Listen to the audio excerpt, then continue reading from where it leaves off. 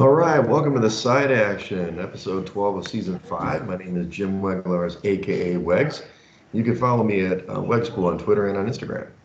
And I'm Steve Roberts, aka Action. You can follow me on Twitter at 31S Roberts.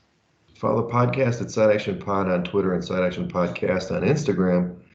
So, Action, Veterans Day weekend. I don't know if you had a long weekend. I did. So, did you do anything fun besides bundle up inside as it got really cold in the upper Midwest?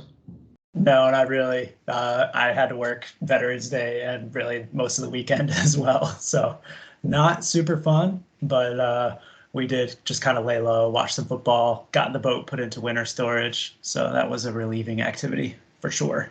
How about you? As you know, took it easy for once. I did see, Wakanda Forever.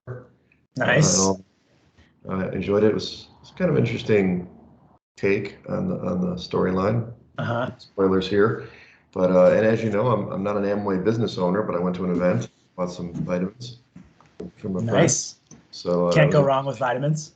can't go wrong. Played a little volleyball, and then Sunday did watch the games of the Four Shadows. Got to show my face around there. I haven't been there in a minute, so it was nice to get there on Sunday. And a buddy of mine came over Sunday night.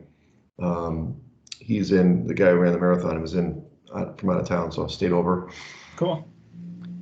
But yeah, just kind of working really hard at work. So looking forward to having a better weekend at the. I actually won some bets on Sunday, but then of course went back in and lost some money back. So tried to get on that Bills money line when they went down in that game, and then didn't work out for me. Well, that's a little. Yeah, I had a large teaser on the Bills that obviously did not work out either. We can touch on that later. Josh Allen. That's right. Thanks, Josh Allen, for nothing. So let's go over the Week 10 as we kind of roll right in. We'll go into injuries first. A few, I don't know, significant injuries, and I haven't looked at the practice reports today, Action, but Zach Ertz for Arizona's out for the year with a knee injury. Kyler Murray, missed the game last week, was a big part of the handicap. Colt McCoy stepped in. He did very well. I guess we probably won't talk about that, but more importantly, Colt McCoy's on the injury report too. So who's going to start for this team? So we got to make sure we check that out in that game. And then Matthew Stafford, as we alluded to last week, had a concussion, so he's still questionable. Not sure if he's going to play, and Walford didn't really play that great in his stead. Mm-hmm. Yeah. I'm not sure about the Arizona quarterback. That's going to be an interesting thing to monitor. And because that game's on Monday night, not a ton of injury information right now. We'll have to wait till Friday, Saturday, really to get some clarity there. For sure. And then I also noted, and we can kind of double check this, but there were a lot of Chargers injuries that I know one of them was going into the game. Austin Johnson, he ended up going on IR, MCL injuries, a nose tackle. But I also saw two other defensive linemen, and I'm not sure where they are in the rotation, but Ogbania, probably, defensive tackle. He's on IR with a kneecap issue. Christian Covington, a defensive end. He's on IR with a pectoral issue. So the Chargers are getting riddled with injuries on that defensive front. Yeah, I mean, just stack them up. The Chargers are one team in the league that just consistently have injury, not only this season, but year after year, and really have to wonder what's going on in the training room there in LA. Right. And of course, I didn't put down the guy's team name on Marlon Tuipulotu, defensive tackle, undisclosed injury. Who's that? I think that was the Eagles, right? Yeah, the Eagles defensive tackle.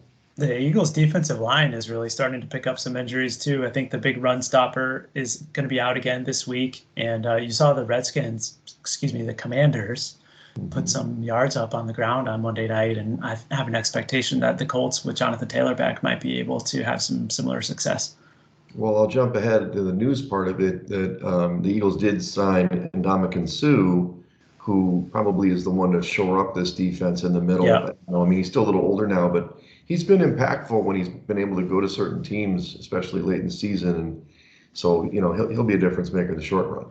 Yeah, that's true. I mean, who knows what sort of form or shape he's in, but we'll find out on Sunday if he gets out on the field. The last one I noted was Tennessee is missing Bud Dupree, their best pass rusher, with a hip injury. So he's already ruled out for this game. And they're playing, obviously, tonight against the Packers. Mm-hmm. And then one more late breaking news here. I'm sure you saw that the Buffalo Bills and Browns game has been relocated to here in Detroit because of the 3-foot snowstorm that's expected between now and Sunday. Yeah, thunder snow, thunder snow. But yeah, we'll talk about that a little bit when we get to that game because we had a good question from Night Ranger who can't make it on the podcast. Nobody's excited to see this guy. I guess he photobombed me once in Vegas, but Yeah. other than that, we haven't seen his face. But he did have a ticket. We'll talk about on the total on that one, so we'll see how that works. Let's go over the game specifically action from last week. We still had a kind of a mixed week, not fantastic, but we did hit the Steelers. The Steelers were 1.5-point favorites in the contest. It actually closes the favorite in this game against the Saints. They won easily. This game, they were up 10-0 early. The Saints did tie it at halftime, but then the Steelers did win fairly easily, 20-10. TJ Watt was good, and then Pickett, had a rushing touchdown, and also Pickens ended up having a rushing touchdown in this one. But I like those rookies on offense. Yeah, I mean, pretty boring game, I would say. I wouldn't say that the Steelers made it look easy by any stretch. They were up 10-0, and then I think the Saints came back to tie it up, and then ultimately the Steelers pulled away. But I think really it was TJ Watt was the center of our handicap there, and getting him back on that defensive line is going to make a world of difference for the Steelers. Yeah, we'll talk about that game because they play Cincinnati this week, a big game for them. We were on the Browns. We kind of flipped on the podcast. We were talking about Dolphins. We were 3.5-point favorites at home. Went on the Browns. We flipped to the Browns. Looked pretty good. Open touchdown. They were hanging with them, but the Miami offense is churning along, and they won fairly easily, 39-17. One of these was a defensive score, if I'm not mistaken. So that's a little bit more balanced in Miami's way. Can anybody stop this Miami offense? Well, certainly not the Browns. I mean, that defensive performance was pitiful. Almost 500 yards of offense and 7.3 yards per play for the Dolphins. Just seemed like they got anything they wanted all game. And on the flip side, I was kind of disappointed in the Browns rushing attack, only 112 yards on the ground. Yep. And didn't really get the ball to Chubb as much as I expected. He had one uncharacteristic fumble, which I think kind of soured the run game a little bit and really just turned this thing into a Miami runaway. Right. I know I saw Deshaun Watson practicing this week. I'm not sure if he's playing this week. We'll see how that works out. Yeah, I think I read that he's due back in week 13. 13. And he will face off against his former team in the Texans. I think it's the first or second weekend in December. Revenge spot. Yeah. Okay, so we didn't go on this one. We kind of backed off. We'll call it Game of the Day Part 1. Vikings against the Bills. We kind of alluded to this game already. Interesting line movement during the week. It was Bills minus 3.5 in the contest because they thought it was going to be Keenum starting. Right around the time of the deadline for picks, the line shot up to 6.5 as soon as Josh Allen was going to play. The Vikings really were getting trounced early. I mean, this game, it was 27-10, kind of, in the third quarter. But, leave it to the Vikings. They stayed stuck with it. Had a big run from Dalvin Cook, like an 80-yard run, like right after they got down 27-10. Scored another time late, and then the big drive when they got stuffed at the 1. But, they tried to run a quarter. They were at the half-yard line. You saw this action. Half-yard line for the Bills after making the defensive stand. Try to do a quick, quarterback sneak to Allen. Usually it's pretty successful. Bad snap, ball in the end zone, touchdown Vikings, which gave them the lead. But then obviously the Bills scored in regulation to tie. That was about the time I hit the money line there for the for the Bills. Going to overtime, Vikes get the field goal. Bills are moving the ball with ease down the field, and I think they got a little complacent. Allen made a bad throw. I don't know where he was looking at. He trail technique, threw it right to the Minnesota defender, and the game was over, and they lose. This is I think it's the third or fourth straight game that the Bills have not scored a touchdown in the second half since the Chiefs game. So there's something wrong with this offense and the adjustments in the second half. Yeah, and I mean, Josh Allen, that's 3 red zone turnovers now in the last 2 weeks too, which is just, you can't allow if you're expected to be the best team in the league and the Super Bowl contender. Right. the Bills looked good for most of the game. And I think the question mark that I have is defensively. This team is Yeah. supposed to is the number one rated defense according to Football Outsiders, DVOA. And giving up almost 500 yards of offense to the Vikings, I think it's got to give me some question marks for this team and what they are defensively.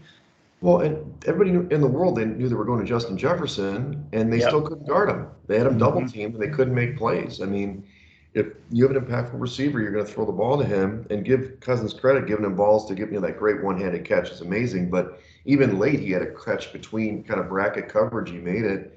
You've got to question, maybe when they get, their top cornerback, Tre'Davious White, maybe he can do something, or maybe he's back. He's not 100%, but you're going to have some pretty tough, receivers to cover, Tyreek Hill included. At some point, you're going to have to figure out how to cover a guy and take a guy out of the play. Yeah, definitely. So we already mentioned we went with the Rams, unfortunately, who closed as 1.5 point favorites. They closed bigger than that, didn't they? I think maybe they closed as bigger favorites, 3 point favorites, so one and a Yeah, it half was three. contest. And then the Cardinals, of course, with the capable Colt McCoy, gets another win in relief. I think that's his third win in the last couple of years in relief of Murray, 27-17. And the Rams are like the third worst scoring offense in the league, dude. They're terrible. Yeah. I mean, Walford was terrible on Sunday. It was not enjoyable to watch. And I mean, Colt McCoy is he's a covering machine, isn't he? Whenever he gets in there in relief, you just got to chalk them up for a victory because he seemingly never loses. Is he taking over the Teddy Covers role? Maybe. I don't know. I mean, it's 3 games, I guess. It's hard to say that it's really a pretty small sample size. Colt McCover? There you go. I like it. I like it. Well, here's game of the day part two. You had the Cowboys go to the Packers. Of course, we were on the Cowboys at -4.5. I think this even went up maybe at the closing line, right? It was 5 or something like that. Mm-hmm. So obviously the Packers were kind of limping in there and lost 5 in a row. The boys were beating them up 28-14, running all over them. But one thing they couldn't do, just kind of like the Justin Jefferson thing, they couldn't guard the rookie Christian Watson. The guy was going off. He had a big touchdown in the first half where he got man coverage and he beat him like a drum. In the second half, between running the ball, Jones had some good runs, and then just on man coverage crossers, they could not stop this Watson kid. He had 2 Yeah. more touchdowns in the second half, and they pushed it to overtime, and then eventually won in overtime, 31-28. Give the Pack some credit for getting off the mat in this one, but I was really disappointed with the Cowboys defense. Yeah, chalk it up. There's 2 out of 2, the best 2 defenses in the league that underperformed on Sunday, and we happened to be on the wrong side of both of them. I mean, it's clear that Rodgers has found some sort of connection with this Watson kid because he's had a couple drops early in the season, but right now he looks to have taken that Devontae Adams role and as the apple of Aaron Rodgers' eye. And so I expect that he's going to have another big game tonight. And you know, and it was really the pass rush. The Cowboys were not really generating the pressure on Rodgers that I would have expected in that game, and that was really questioning for me. Yeah. I slipped this one in for your benefit, even though I know you probably bet on the Raiders, but the Colts were +4 at the Raiders, and our proxy is the battle of proxy versus host here, and thankfully the host won in this one. But Jeff Saturday, aka Jeff Sunday, goes to Matt Ryan, and they kind of won easily in this one. Actually, I mean the final score was 25-20, but they beat the hapless Raiders. The Raiders look like, I don't know if they're tanking. I mean, we talked about it last week. They're kind of jettisoning players and coaches. It's a weird time there. So, I mean, the Colts, are you back on the Colts now with Saturday at the helm? I think so. I mean, it's more than just that because you've got the move back to Matt Ryan, I think has to be an upgrade. Hmm. I probably figure that's 2.5, 3 points to go from Ellinger to Ryan based on what we've seen this season. And then now they're getting Jonathan Taylor back into the lineup.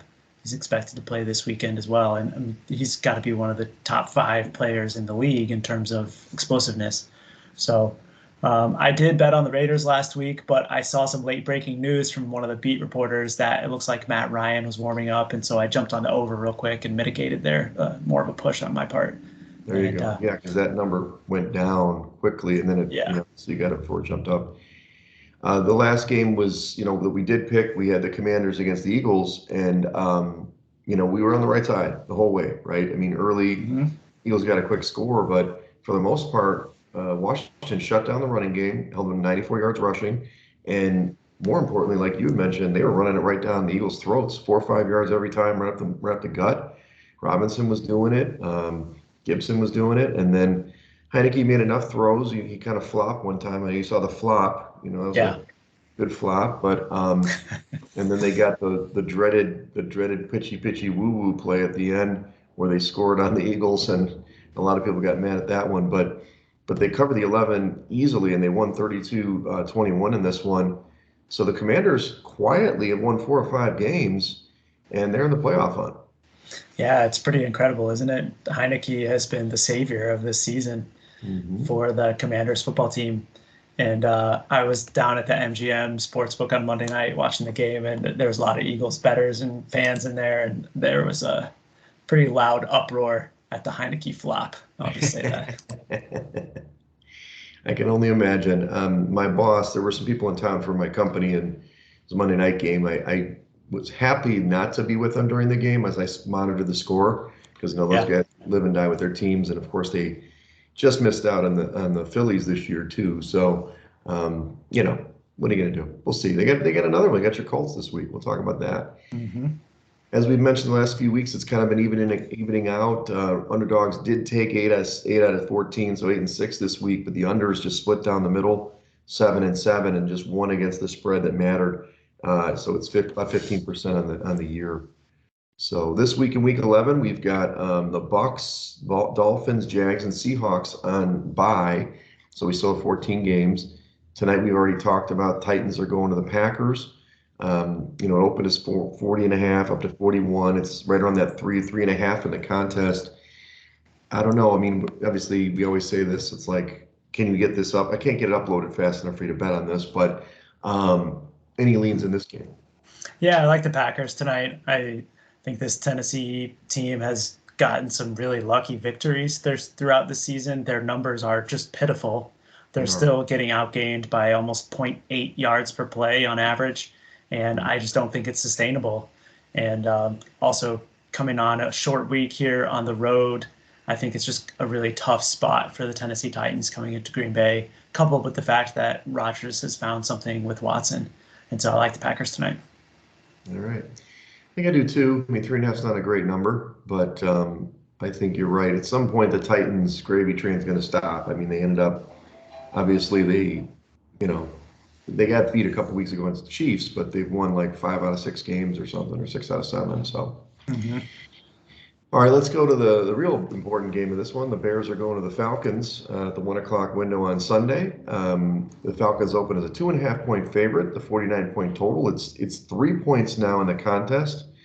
Um, you know, it's tough. The Bears blew it. We didn't talk about that game. The Bears blew one as well to your Lions. They Yeah. were up pretty big in that game. I think they were up 28-10 or something like that. Or is that right? 28-10. They were up big in the game, 24-10, and they ended up losing the game, missing an extra point late. But we talked about it. The Bears can't stop anybody, but they're scoring on everybody. Hmm. So, is there value to the Bears here with the points? I don't know. I have a hard time finding myself trying to bet on the Bears. Justin Fields has been great, though. We talked about it a little bit last week, and I think the strides that he's made this season offensively have certainly been noteworthy. Right. Um, but I have a really hard time betting on a defense this bad. And I guess you could make the argument that Atlanta has an equally bad defense, and by the numbers, they do. They And do. I think that both offenses are going to find a ton of success on the ground, especially in this game, which kind of lends you to think that the total might be a play. But the running game obviously comes with a running clock too, and this number has certainly gone up a little bit from where it opened 48 out to 49.5, almost 50 in some places, and I think that makes it a little more tough. If I can get 48, I like the over. In terms of the side here, though, it's probably a pass for me. Yeah, me too. I think the numbers right in that down the middle, right? If they got 3.5, maybe I go to the Bears. Our little contest, we usually do we do the hooks. Hmm. So I do think the Bears, it's tough too because with my season long numbers, technically the Bears, because the offense has been so good lately, they're a little skewed because their defense was pretty good early in the year and now it's terrible. Yeah. I don't really like where Atlanta's going in terms of a trend, but I think there's going to be, rushing props. Anybody can run on this both ways. Anybody can run in this one, so go up on that. Let's go to the next game. We got the Rams against the Saints. Still not clear. I don't think Stafford's going to play. I'm not sure, though. We got to monitor that. Saints open as a 3-point favorite at home, 39-point total. It's pretty much the same in the contest. 3 for the Saints at home, 39-point total.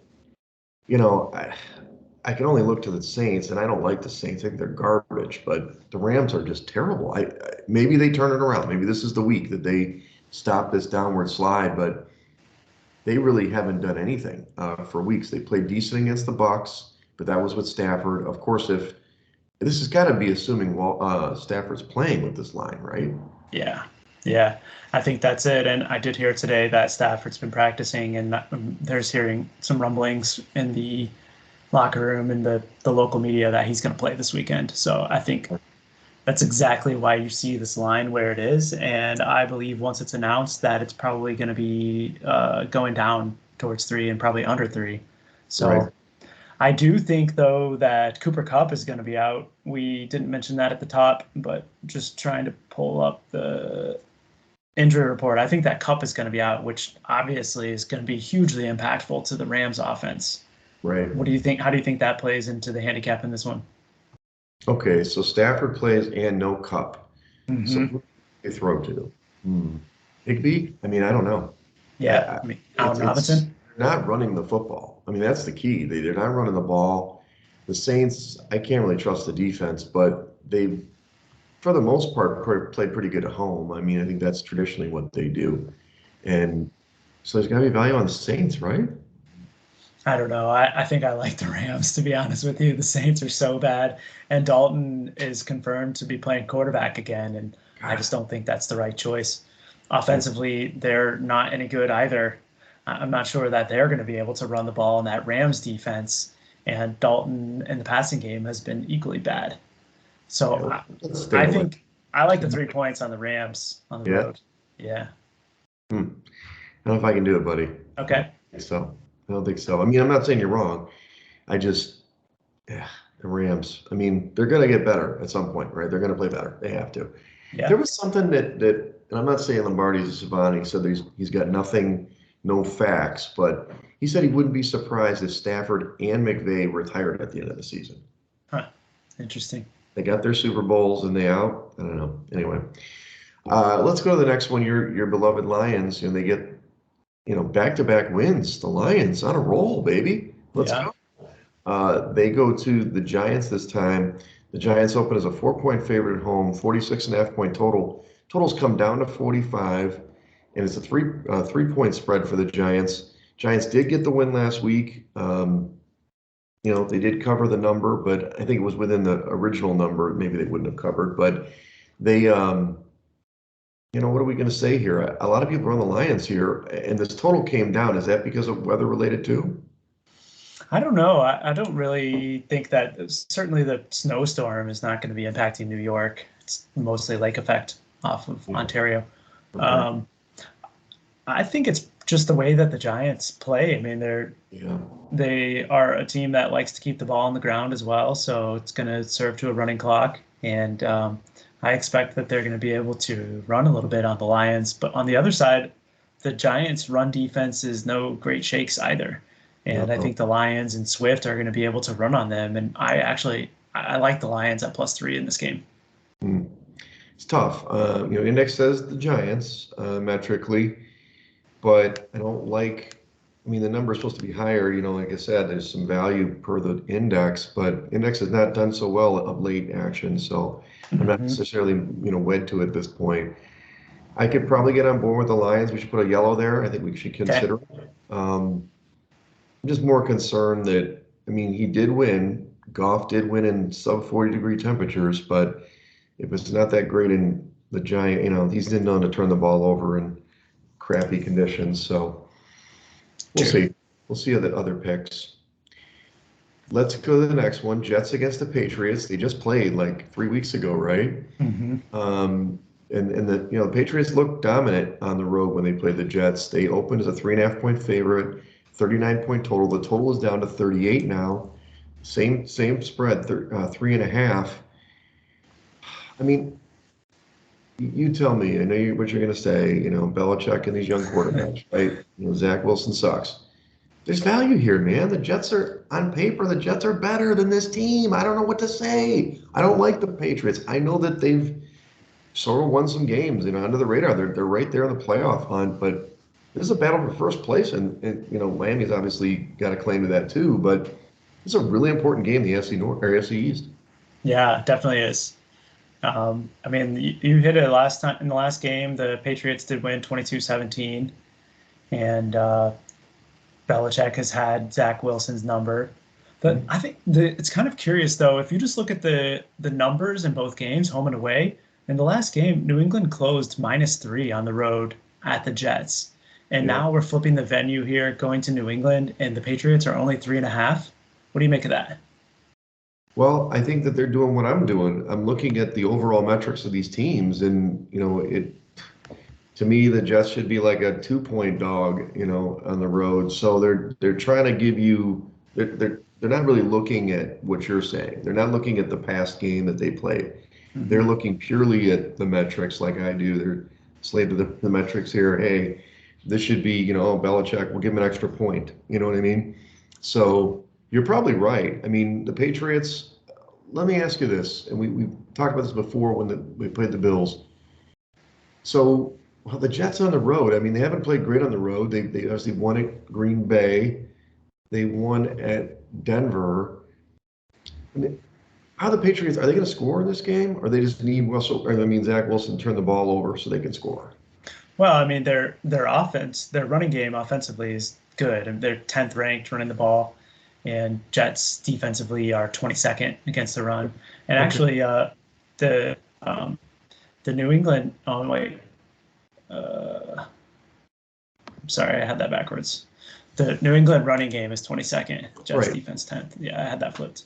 Um, but uh, I think, yeah, you make a good point there. It's a good point. The Jets defense definitely has an edge in all categories, but it's the same on the other side too. New England's defense is in the top three in both categories, and the Jets are now without Brees Hall. Did he play in that first game?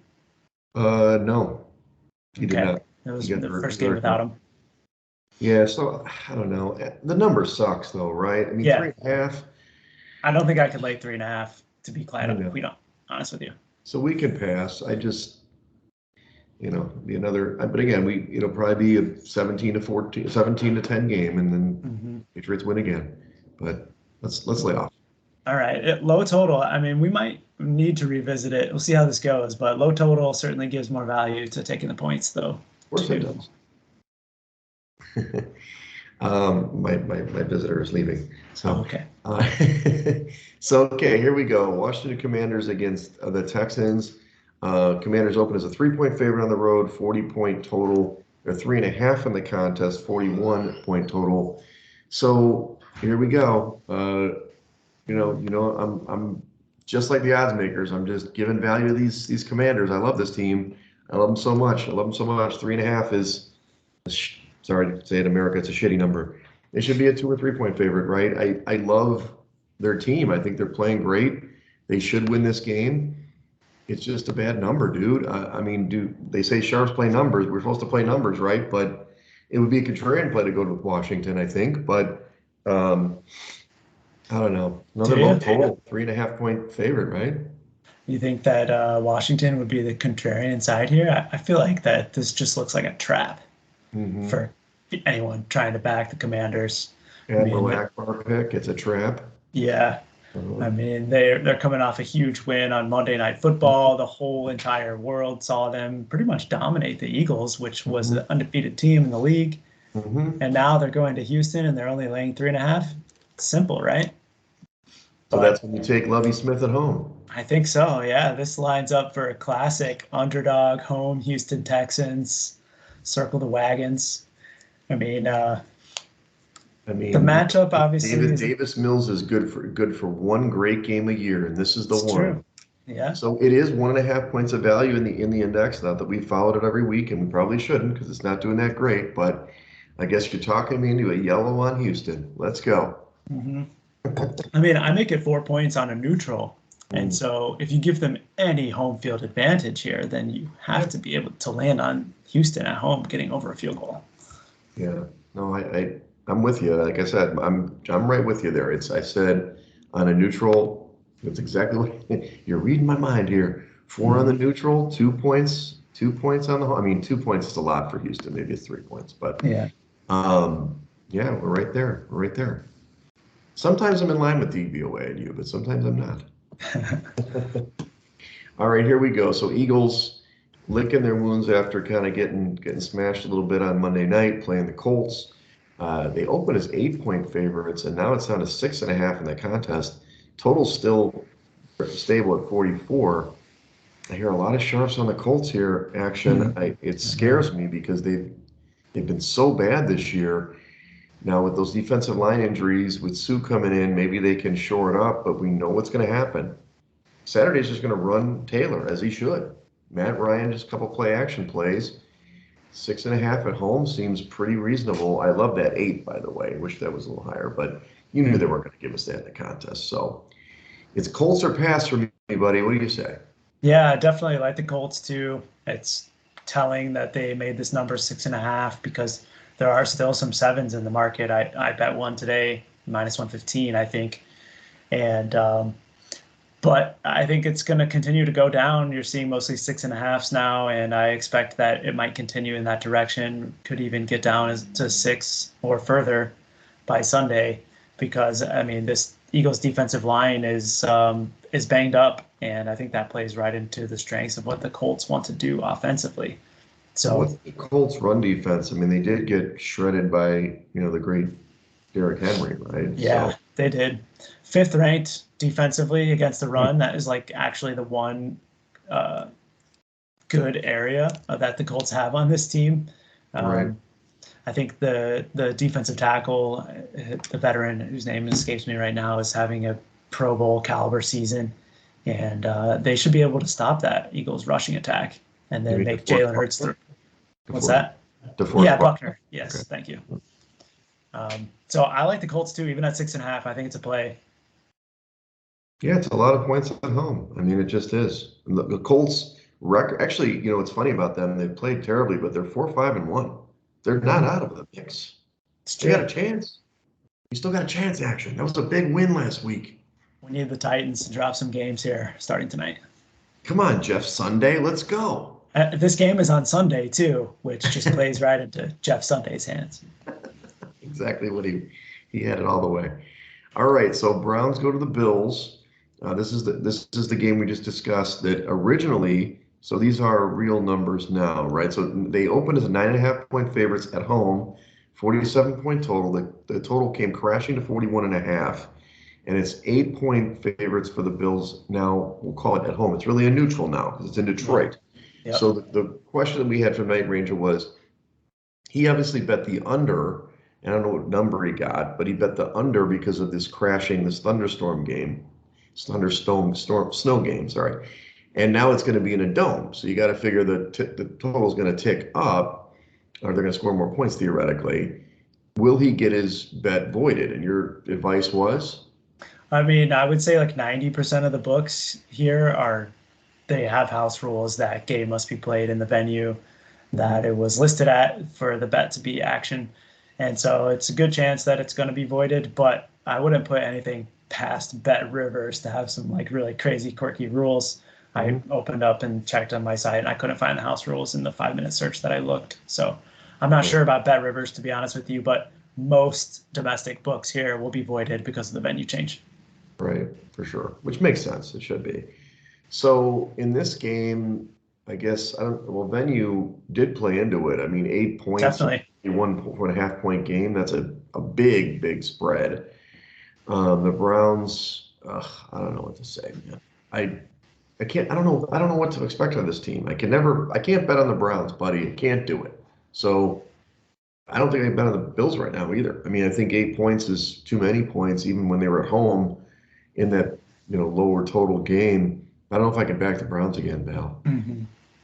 Well, before the venue change, this Hmm. number was crashing Yes. drastically. I think opener, what do we have on here? 9.5. I Yep. think there was like 7.5s, maybe even sevens that were popping up before the late breaking news today. Yep. That was obviously due to the weather forecast, assuming that it was going to be a ground and pound game, and the Browns probably have an edge in that department. Sure. Do you think that the number is better now going to the indoor Ford Field on the turf where the Bills might be able to actually open up and pass on the Browns a little bit? Now we're seeing 8 in the contest. Hmm. I mean, clearly they're going to play better than they would. I mean, the thing about the Bills, I always felt even in bad weather, the offense was pretty good.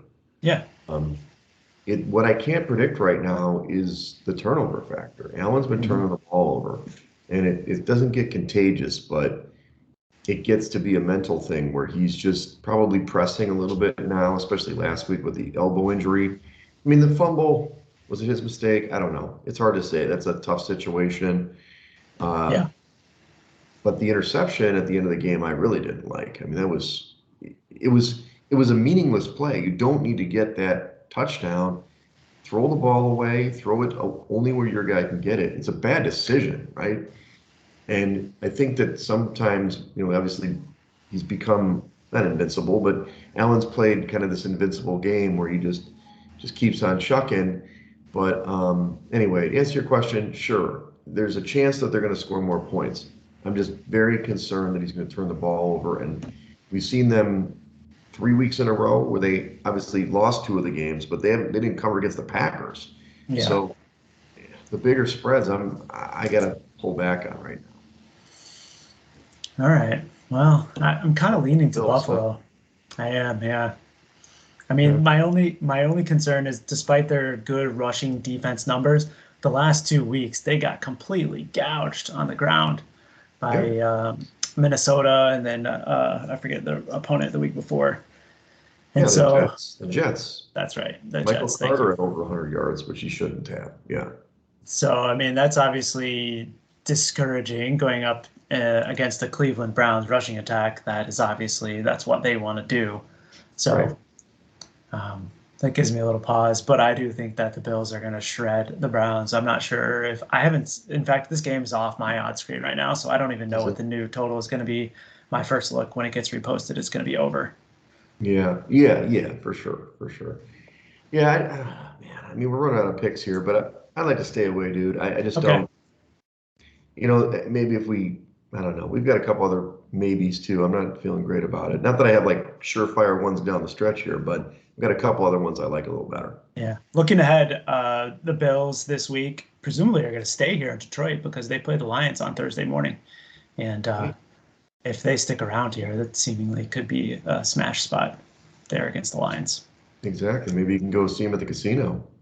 That'd be cool. Josh Allen. Hey, what's Throw happening? some dice with Josh Allen. That's right. Okay, so let's go to the next game. Carolina against the Ravens. The Ravens open as a 12.5 point favorite at home, 45 point total. It's up to 13 and a half, 42 point total. Woo, that's a lot of points. I do think it's merited. I think that this is probably accurate in terms of the line, but I mean, we chased some big numbers before. I don't really like Carolina on the road. They got the win last week, but the Ravens are starting to round into form, so I definitely don't want to go stack up against them. So happy to pass on this one too, actually. Yeah, I agree. Baker Mayfield's going to be under center in this one. I think Walker picked up an injury, which led Steve Wilkes to force him into that decision. Yeah. And I think that's probably an upgrade the way that Walker has been playing lately. Yeah. And so that might give you a little value on the Panthers, but I'm with you. I have no interest in betting that side. And on the other side, Baltimore minus 13.5 is just way too big of a number. So I think it's a pass. Any thought on the total? I mean, 45 to 42 Big is a move. little interesting because the Baltimore Ravens defensively have not been their normal selves this year. Mhm. So if anything, I would look over. Okay. Okay, 4 o'clock window. We've got three games again. You got the Raiders against the Broncos. Broncos open as a 2.5 point favorite, 41.5 point total. Hasn't moved much. In the contest is 2.5 as well, 41 point total. Look, the Broncos offense is putrid. I can't stress it enough. Last week, I was kind of on them in terms of them against the Titans, but the defense is solid. So I know it's a weird recommendation. I'd go with the Broncos here. They're a better football team. They're going to get right against this bad Raiders off defense, right? 41 point total. Definitely. I'm right there with you. I love the Broncos. My favorite pick this week. We saw it Yeah. last week, the same scenario with the Colts coming to town, and they got right in a hurry against the Raiders defensively. And so, and on the other side, this Denver Broncos defense is excellent, second Mhm. ranked or third behind Dallas. And I think that they're going to be able to stop the Raiders. And so I think in this matchup, I would definitely side with the better defense. There you go. Me too. Hey, we got one. We got one. That's why I was passing. I was trying to get to that game. Yeah. All right, let's go to the other one. Bengals against the Steelers. Bengals were open as a 5 point favorite on the road, 42 point total. It's down to four, 41 point total. So here we go. This is oddsmakers, doing their job. The Bengals 2 weeks ago should have been like a 7 point favorite on the road, and now they're down to a four. It's because of TJ Watt. So is it too big of a move? I mean, I like the Bengals prospects going forward. They're 5-4. It's a big game for them because they lost to the Steelers. Kind of a revenge spot. I mean, but are they going to be doing? What do they do? The Renegade. The Oh, Renegade has got to be yeah. like The the terrible terrible towel. towels. Yeah. So I mean, it's not a great number for the Bengals. Obviously 3 or 3.5 is better than four. But what are your thoughts on this game? Well, remember they played in week one this year, Yeah. and Watt was out there, and I think he wreaked havoc on the Bengals, and I think single-handedly caused like 6 turnovers, if I remember. Not Yep. I single-handedly, do. but I think they got 6 turnovers, and they won 23-20. I So know.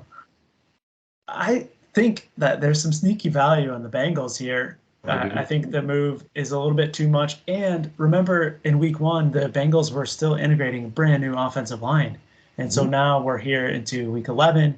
The Bengals are starting to gel a little bit. They are going to be without Jamar Chase again, I Yeah. think.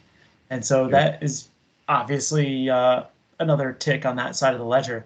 But I still think that there is value back in the Bengals here. I have no expectations that the Pittsburgh Steelers offensively are going to be able to do much. And I think for that reason that the Bengals are going to cover. Yeah, I agree with you. And like I said, I think it's too big of a move for Watt coming back. You still have a rookie quarterback. I mean, I do like Pickett in general. I like this young group that they're going to be better in a year or two. But I like the Bengals. I think it's a little too depressed of a line for what it should be. Because I mean, I don't know about your power ratings action, but the Steelers are like the worst team in the league. I mean, they won last week, obviously, and they had Watt and everything. But when you look at the index, they're right with Carolina, Houston. I mean, the Raiders are down there too, or the Rams are down there too. Wow. So, all I right. have Pittsburgh at 25, Yeah, but okay. Still bad, but not terrible. Okay, let's go to the next one. Cowboys against the Vikings. Cowboys open as a 2 point favorite on the road. Now they're 1.5 in the contest. The total is ticked from 48.5 to 47.5. I'm not sure why that happens because both these teams can score, but um, I don't know, dude. It's this is like a classic what do you believe situation. The Mhm. Vikings have won, I don't know how many one-score games this year, a lot, and they've come back in the fourth quarter. So, I mean, they are what 8-1 Yeah. on paper. Dallas is the better team. Defense is better. They obviously their offense has kind of ticked up lately, but Minnesota's got something this year. So I don't think they should be dogs at home. That's for damn sure. I think I mean I know my numbers probably say this is probably right. Let's see what I say. Yeah, well, no, I think Vikings should be favored by a half a point, but that's still 2 points of value on the home dog. But then again, they're gonna have a letdown right after that big game last week. Hmm. Like Yeah. both games. And Dallas coming off of a tough loss in Green Yeah. Bay. This one, I actually make it Dallas -3 on a neutral, and On a neutral, yeah. just give Minnesota probably 2.5. I would say they probably have the best home field advantage in terms of value out Yeah. of the entire league, and so then it should really be close to a pick 'em. So I mean, I think it's close. The number's pretty darn close, but I just can't get past the Minnesota luck factor. And Keep that against. I'm gonna keep betting against them. I like Dallas in this game. I know that the pass rush didn't really do much on Sunday against the Packers, but they still have a fantastic pass rush. And I think if you get Cousins under pressure, he's a different quarterback, much like every quarterback is. And this game is also at 425, which is outside of Kirk Cousins' preferred window. And Right. so I think that's another impact to this number or to this game a little bit. And then on the other side, I think that Dallas offensively is going to be able to run the ball against the Vikings. And so, I mean, they both have great running attacks, but I like Dallas. And I understand what you're saying, and maybe it was just a game scenario situation, but last week they couldn't cover Christian Watson. How are you going to cover Jefferson? Right? I mean, It's a fair question. He's going to light them up if they play the way they played. Now, maybe they have a better pass rush than the Bills. I thought the Bills had a good pass rush, but they didn't do anything last week. Cousins had 2 bad interceptions in that game. Yeah. So I hear what you're saying, and I think I even picked. I can't remember what I picked in the blog this morning, which I didn't even promote. But I don't know, dude. It's tough. The other thing is, it's really weird. The Cowboys, with McCarthy, I mean, they obviously lost it at the Pack, but I don't know, with Dak back, it's almost like I trusted him more with Cooper Rush. You know what I mean? I think they coached. So I kind of feel like I'd stay away in this one, dude. I agree. I was just going to say that too. I think it's going to be a really heavily picked game, and maybe we're better off sitting on the sidelines. Yeah, cool. Perfect. Great answer. All right, here we go. So let's get into the Sunday night game. The Chiefs are going to the Chargers. Chiefs open as a 7-point favorite on the road, 50-point total. The total stayed the same, but the spread is coming out to 5.5. So I'm trying to figure this out now, Action. Is somebody coming back for the Chargers, or I know that the Chiefs have a lot of guys like Smith-Schuster and Marquez Valdez-Scantling are in the concussion protocol, so they do have to turn to like the third, fourth guys on the receiver situation. But the Chargers are decimated, dude. I mean, I know this is kind of their last stand. They got to play better if they want to, really make the playoffs in the AFC. But I do still have the Chargers. This probably should be more like a 3-point game instead of a 4-point game, not 5.5. But I kind of feel like we should back the Chiefs here, dude. I don't think the Chargers have it in them. I think that Keenan Allen is supposed to be back this week. So Okay. I'm reading here he's questionable hamstring. So I think that's probably one reason for the move. And I mean, the reality is that the Chiefs have had the Chargers have had the Chiefs number in the last couple of meetings. So I mean, I'm looking here, 4 out of the last 5 they've covered against Kansas City. So I think that's part of the reason why you've seen this number move down a little bit to 5.5. I don't know.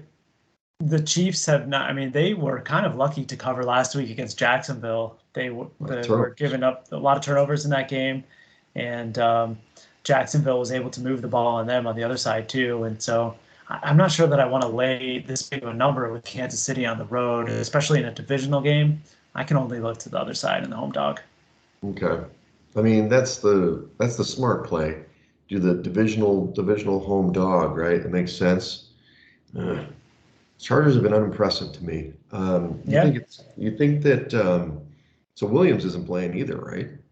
I'm reading here that Williams is out. So team, I don't know what it is, because he kills the Chiefs. He gets like 150 yards every time he plays against the Chiefs. Yeah. How many picks do we have here, Action? We're kind of light this week. Passed too many times. We only have 5 games to pick from. Yeah. I don't know, dude. I don't know if I can pick against the Chiefs here. That's fair. We got a Monday nighter still. Yeah, let's pass. Let's go to the Niners game. Okay. All right, 49ers against Arizona. Arizona, they're basically 7 point, they opened as 7 point dogs at home, 44 point total. Now it's 8 points with the Niners, 43.5 point total. Don't love the number, of course, but I do think the 49ers are going to crush them. Yeah, agree. So it's 8 too much to lay. And this game's in Mexico City. Oh, that's I don't right. know if we touched on Neutral. that. I Yeah. forgot about that. Did I do that in my neutral? I did not. So yeah, even more impressive, I think, in travel. I think Arizona's played there at least once, so I know that they've done the trip before. I'm not sure about the Niners, but Right. I'm with you. I think that San Francisco is going to smash them. Their offense, whether it's Murray, Colt McCoy, or QB3, I don't think any of them are going to be ready for this Niners pass rush and defensive front. And on the other side of the ball, the Niners should be able to run all over them. So I Yeah. like them. I like them laying 8. Let's do it. Let's do it. All That right. is the big favorite we can trust. Where Yeah. were you in my Survivor week against Atlanta 49ers? Um, well, that's 6 to pick from. Is that enough? Or we have to Yeah, go back through? I think so. You never know. Some news. I mean, there's weather news. There's a lot of Yeah. late breaking injury news this time of year. So we'll have to reconvene Saturday. Yeah, for sure. Okay, so let's review. We like Detroit on the road getting 3 against the Giants in the 1 o'clock window. We like the Texans getting 3.5 at home against the Commanders. We also like the Colts getting 6.5 at home against the Eagles. You see a trend there, all those home dogs. Then in the afternoon window, we like Denver laying 2.5 at home against the Raiders. The Bengals laying 4 points at the Steelers in the 4 o'clock window. And lastly, on Monday night in Mexico City, we like the 49ers laying 8 points against Arizona. I like those picks. Yeah, me too. Yeah, let's hope they get back on track. You know, there's a transition. So in the Circa update, we went 2 and 3 last week. Actually, we are just going back to 50%, which isn't enough to do anything here. But the only thing I can say is that the top people aren't doing that great either. So we are staying about the same distance away from them. We just got to try to make up some ground at some point. The top dog's down to 73%, still amazing, but you remember it was like 80% just 2 weeks Yeah. ago at 36, 13, and 1. The top 100, which is actually the top 82nd, because they do ties, it's 64% at 32 and 18. So we're 6.5 picks back, not great, but I look at it, we can maybe pick up a pick a week or somewhere along the way. At least 2 out of every 3 weeks we can do that. We can get right there. Yeah, I think we're still in the mix with a punching chance here. Just got to get hot here in the third quarter. Get hot. Let's go. Okay, well, we talked about it last week. We're going to do the World Cup here, World Cup preview. Action's an ex-soccer star, so he can give you more details than I can. But the Night Ranger couldn't join us, but he obviously has some picks that he shared with us. You want to go over kind of the general layout of the World Cup and how it works? Yeah, what the World Cup is this week? I thought it was usually in June. You sure you Yeah, no have the right kidding. month? Why is that? Why is that? Because it's in a friggin' hot country, right? Yeah, the FIFA conglomerate was doing some shady business, and they awarded the tournament to Qatar.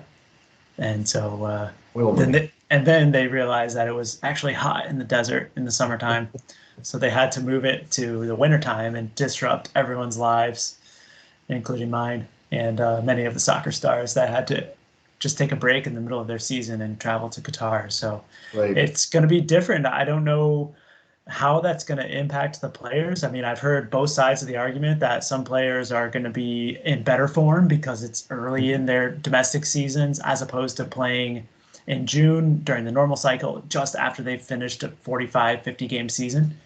Right. And so I've also heard some others that say, in fact, it might be more stress on the players' legs because they've just finished the last 2 months where all the leagues crammed in more games than they would in a normal schedule. So Mhm. I mean, all in all, I think it's going to be a net neutral in terms of how it's going to impact performances across the board. Certainly, I think some players who are based more Europe and Asia and Africa are going to be suited better for this just because of the shorter travel distance. Sure. And so the format is 8 groups of 4 teams that play in a round robin in the group stage, and then after the group stage, there's 2 winners from each group that move on to the round of 16, and then from there, it's just a typical knockout stage format all the way until they crown a champion. Right. Now we'll talk about the kind of the futures here in a moment, but soccer is a little unique because you can basically bet on 3 outcomes, right? You can actually bet on the tie, and there will be ties in the pool play. There'll be ties, right? Yeah. In the knockout, you have to play till extra time, and then eventually shootouts, right? Yeah, I will though caution the listeners to be careful even when you get to the knockout stage. Typically, if you make a bet, it's going to be settled on the 90-minute play. So even if they draw at 90 minutes and you bet on, say, Germany to win, you might still lose that bet despite them going into extra time and potentially winning in extra time. You'll see usually the normal bets are settled on 90 minutes regardless of what happens in extra time. So make sure you look out for that. You either can, when you get to the knockout stage, you can make a selection to advance, and that would include everything after the 90-minute whistle. So just a word of caution there. But yes, typically you would either bet win, lose, or draw in those 90-minute formats. You also have the option, though, to look at the goal spread, too, which has become more prominent bet here, where you can lay minus half a goal, or in some cases, you might see some of the heavy favorites early on here in the tournament that might be laying a goal or even more, in some cases like 2 goals in some games.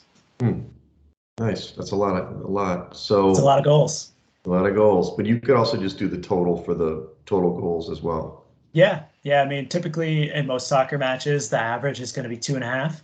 So a lot of books will just post that number as a given, and then they'll just shade the juice. So early on here, especially in the first round of games, you see in these tournaments, a lot of teams will play really close to the vest and not extend themselves. And so it tends to be a lot lower scoring in the first round of games. So you're going to see a lot of 2.5s juiced heavy to the under, like minus 175 or 180 in some cases. Right. Some books might even lower those totals down to a total of 2 or 1.5. In some cases, you might see some opening round games that are lined at 1.5. Yeah, you were saying in our text chain that these early games, these first games, people come out a little tight. They don't want to lose the first game, so maybe not as aggressive or something. So lower scoring. You can also bet the total in the first halves as well. Yeah, that's one of my go-to bets here in the first round of games, is to look at specifically the first half total. A lot of books will line those at 1 out of practice. So even if you get 1 goal, it's a push. And you're going to see a lot of these games in the opening round that are going to be 0-0 at halftime. So my go-to bet, especially in some of these games where I know teams are going to be more defensive, is to go first half under 1. Nice.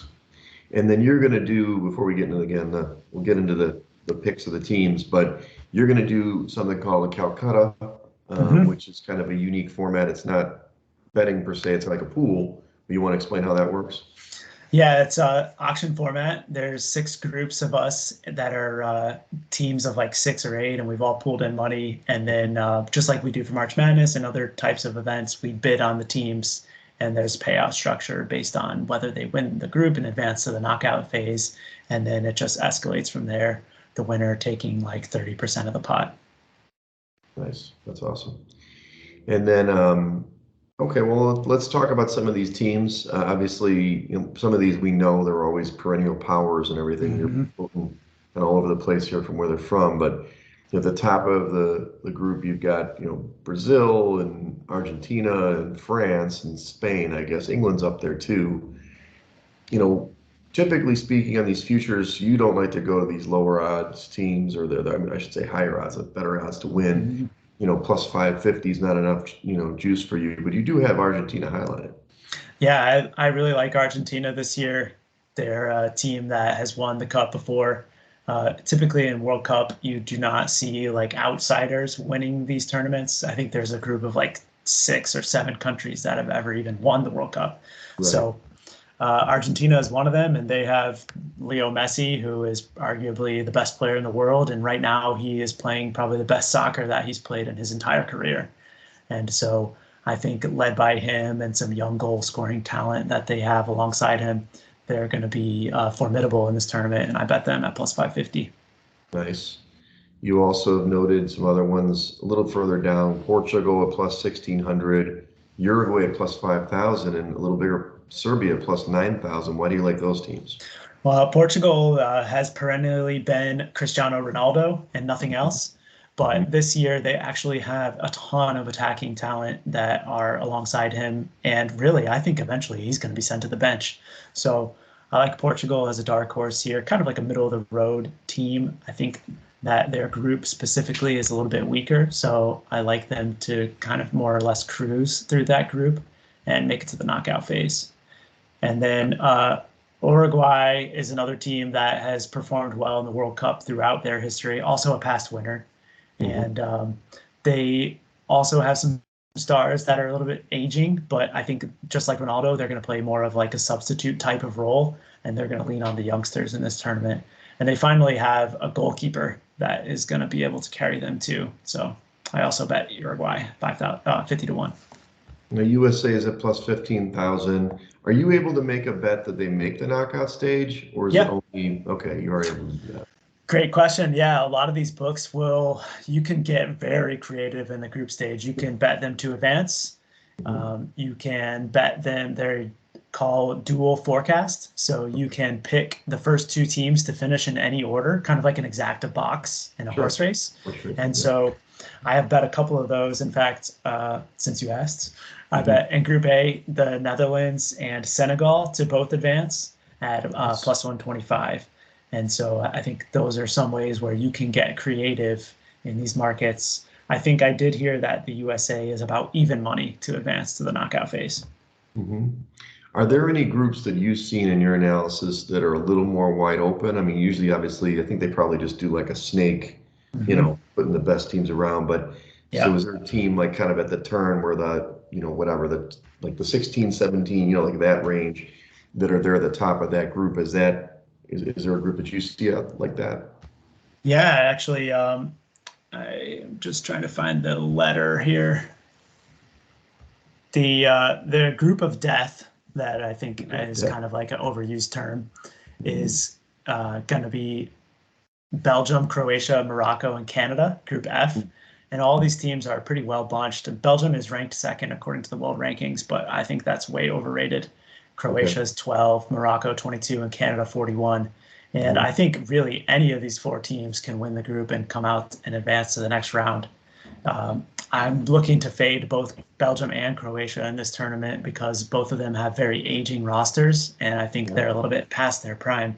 Remember, Croatia was the team that made a darling run last World Cup to finish second to France. They were. And I took a flyer on Morocco and Canada, both to advance out of this group at 40 to 1. And that's what I'm saying. Like maybe you take in that kind of, as you said, well, just a competitive or maybe a parity group like that. You take the higher, the guys that are much higher odds. What about, we'll get to Iran in a minute, but what about the host country, Qatar? I mean, they're obviously plus 50,000 to win. Are they in a really tough group? I mean, they're no chance to advance into because that would be exciting, of course, to host and get to the knockout phase. Yeah, they're a tough team to handicap. They're ranked 50 in the World Cup rankings. However, most, if not all of their players are based domestically and playing in Qatar. And so there's not really much known about them. But I will tell you that every single host in the World Cup history has advanced except for one, and that was South Africa. So, I mean, looking at that, you got to think that they have a chance, certainly. But Senegal, the Netherlands are going to run away with this group. But I think Senegal is going to be a tough opponent for Qatar, which make it difficult for them. Well, I wonder, and I know it's not the same sport, it's a lot different, but what I've seen Qatar do in beach volleyball, for example, those guys, they brought in two guys that I think they're Senegalese. They're not from Qatar. And they are basically now the Qatari nationals, and they are quote unquote the Qatari team, and they're very good. The Sheriff, I love those guys. But I wonder if they've done that with their soccer team. You know what I mean? Maybe they got some mercenary dudes that have just kind of, hey, relocate here, be a national, play on the World Cup team. Yeah. Maybe they'll surprise. But because like you said, I mean, they got a lot invested into this thing. Definitely, no doubt. That's a good point. I wouldn't be surprised at all if they have some, um, transplants on their team. For sure. Well, let's talk about this. You got it highlighted. Iran is, 75,000 here, plus 75,000 to win. There's a lot of liability there. What's the comments that we have in the chat? You guys were talking about that there's so much liability that they're not going to pay out, or what's happening here? Well, Bet Rivers limits me at every turn, so it's not that surprising. I heard on a podcast, it's not my own pick, on Matchbook yesterday that Iran actually has some value in this group. Specifically, they're paired with England, USA, and Wales. And I think that USA and Wales are kind of like middle of the road teams. And this Iran team is extremely well organized and ranked 20th in the FIFA World Rankings. And they almost won their group in the last World Cup in Russia until they got knocked out in like two last minute goals on the final match day. And so it's more of a bet here just to get them out of the group at 750 to 1. If they advance, then I can immediately start hedging with a significant amount of leeway. Unfortunately, Bet Rivers only allowed me to bet 37 cents on this particular pick. So Okay. there's not a ton of value there, but I did get down some more on Iran at FanDuel at 55 to 550 to 1. Okay. Okay. Gotcha. Well, I'll just mention a couple of night ranges. He's got a lot of props going on here, which I'm sure you can play all the time Oh yeah. at Rivers. He's got this in the Qatar Ecuador game, to score during the second half, yes, and he's got some actual, looks like an actual player, from Qatar. So you've got the ability to obviously bet props for individual players. He also has a full-time tie. So again, as we talked about, the result in that group as a full-time tie. Forget about the extra time. Do they do extra time in the? They don't do that in the pool. No extra time in the group stage. Correct. Okay. Yeah. But he's got pretty good odds here in this one. So plus 225 on the full tie, plus 800 for that goal score. So there's many ways to bet the World Cup to make it interesting. And I know Paulie, I wish he was on because he's actually been to the World Cup. I think he's been to the Olympics and the World Cup. He's a world traveling guy. But what else? And then obviously it starts Sunday at like what, 5 a.m. or something. It's Sunday morning, really early from what I remember. I think the first game this Sunday is a little bit more reasonably timed, like 10 or so. They try to get it in the prime time window because it is the opening game and it's Qatar that's playing. So they moved it around so that they could kind of get the world stage. It's 11 a.m. Eastern time. Oh, that's not bad. So I think Night Range is onto something, though, with these draws. We touched on earlier in the first game how they tend to be lower scoring and more tightly contested. And so you would do worse than to look for some draws in the first round of games here. Yeah, I think so too. I think, you said they come out tight. They're figuring things out. Maybe, the conditions, they're kind of just figuring things out. Maybe sit back. And you were a soccer player. I wasn't. So there's different ways to play defense. They probably sit back, make them really make big runs to score, make it hard, and then maybe later. That's the only thing I like about soccer is that as the game progresses, as you get later, they get so much more aggressive at the end of the game. It's so much fun to watch. It's intense. 10 minutes or something. It's kind of like an NBA game that way, where the things just all of a sudden just go haywire, and all of a sudden you got all these scoring chances. You haven't seen it for 70 minutes. Yeah, it definitely gets entertaining at the end of some of these games, and you can bet in-game props too, like will a goal be scored in the last 10 minutes of the game, and sometimes you could get some pretty big juicy numbers on that. All right, so your best bets besides the futures, we could talk a little more next week as it gets further if you want. Sure. What would be your best bets in this first week? It sounds like the first half unders or something like that, or what's your best bets? Yeah, I mean, specifically, I'm targeting this Group B, which is England, USA, Wales, and Iran, to be extremely low scoring. So pretty much every game in this group, I'm betting under 2.5 in Iran, England. I bet Wales and USA to end in a 0-0 draw at plus 630 at FanDuel.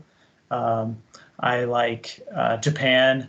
I like Japan in general. I'm going to be betting them on the goal spread in the game against Germany.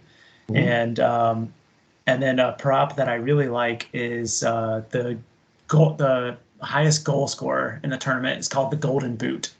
And so I've targeted a young striker on Argentina because I think they're going to go far, and I think that Leo Messi is going to be able to feed him a lot of assists in this game. So I've got Lautaro Martinez of Inter Milan to be the highest scoring player in the tournament at 29-1. All right, there you go. And he's on Italy, you said?